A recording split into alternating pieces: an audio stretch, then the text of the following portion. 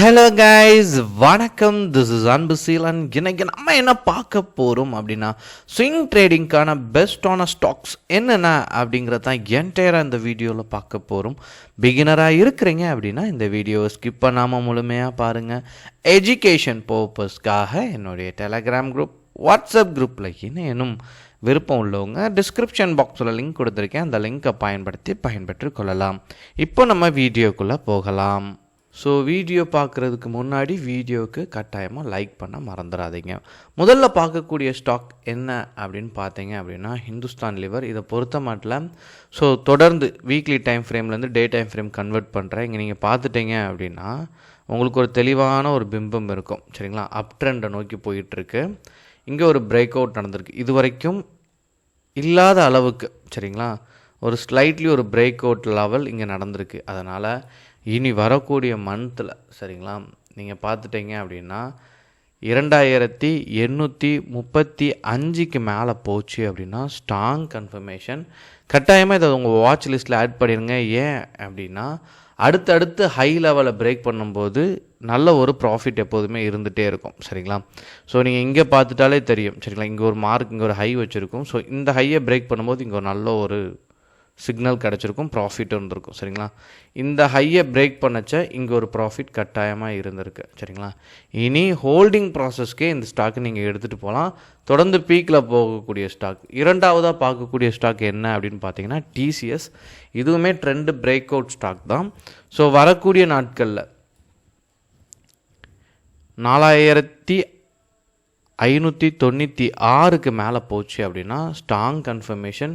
இந்த பர்டிகுலர் ஸ்டாக்லேயும் கட்டாயமாக உங்களுடைய டிமேட் அக்கௌண்ட் உங்கள் வாட்ச் லிஸ்ட்டில் கட்டாயமாக ஆட் பண்ணிக்கோங்க. ஸோ இதுவுமே one of the best stock. மூணாவதாக பார்க்கக்கூடிய ஸ்டாக் ரொம்ப இம்பார்ட்டண்ட்டான ஸ்டாக், சரிங்களா, பஜாஜ் ஃபினான்ஸ். ஸோ ட்ரையாங்கிள் பேட்டர்னில் உங்களுக்கு என்ன இருக்குது அப்படின்னா ஒரு பிரேக் அவுட் ப்ராப்பராக நடந்திருக்கு.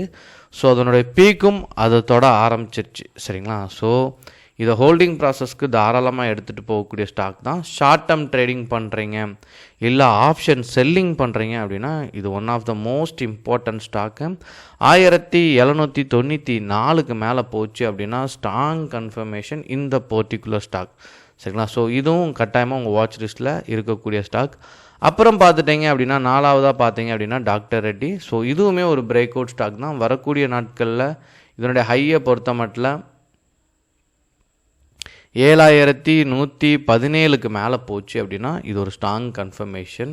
அடுத்து நீங்கள் பார்த்துட்டீங்க அப்படின்னா எஸ்பிஐ லைஃப். இதுவுமே ஒரு ஸ்ட்ராங் பிரேக் அவுட் ஆன ஸ்டாக் தான்.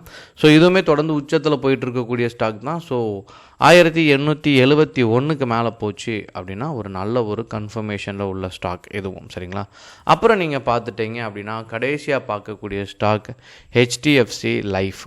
ஸோ இது ஒரு ஸ்ட்ராங் கன்ஃபர்மேஷனில் இருக்கக்கூடிய ஸ்டாக், சரிங்களா? ஸோ இந்த ஸ்டாக்குமே நீங்கள் லெவலை பிரேக் பண்ணும்போது என்ட்ரி கொடுத்துருங்க, சரிங்களா?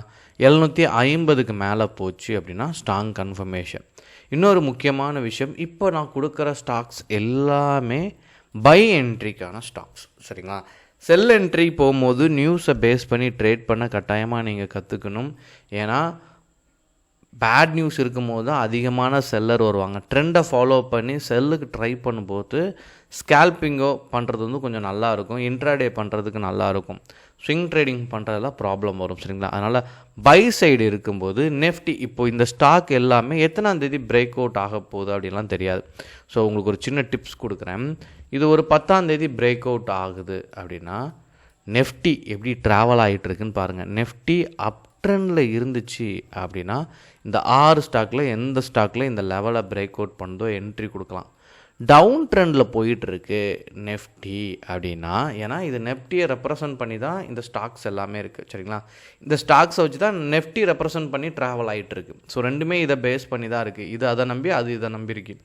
டவுன் ட்ரெண்டில் போயிட்டு இருக்கும்போது நீங்கள் பை என்ட்ரிக்கு கொடுத்தீங்க அப்படின்னா எல்லாருமே செல்லராக மாறிடுவாங்க, சரிங்களா? ஸோ ஆல்ரெடி மேலே போயிட்டு இருக்கும்போது ஒரு லெவலோட லோவை பிரேக் பண்ணும்போது, ஏன்னா ஹை பீக்கில் போயிட்டுருக்கு, அந்த மந்தோட லோவை பிரேக் பண்ணும்போது என்ன ஆகும், எல்லாருமே செல் பண்ண தான் விருப்பப்படுவாங்க. ஏன்னா அந்த லோவில் எல்லோரும் என்ன பண்ணுவாங்க, ஸ்டாப் லாஸாக ஃபிக்ஸ் பண்ணியிருப்பாங்க. ஸ்டாப் லாஸ் ஒரு செல் என்ட்ரி.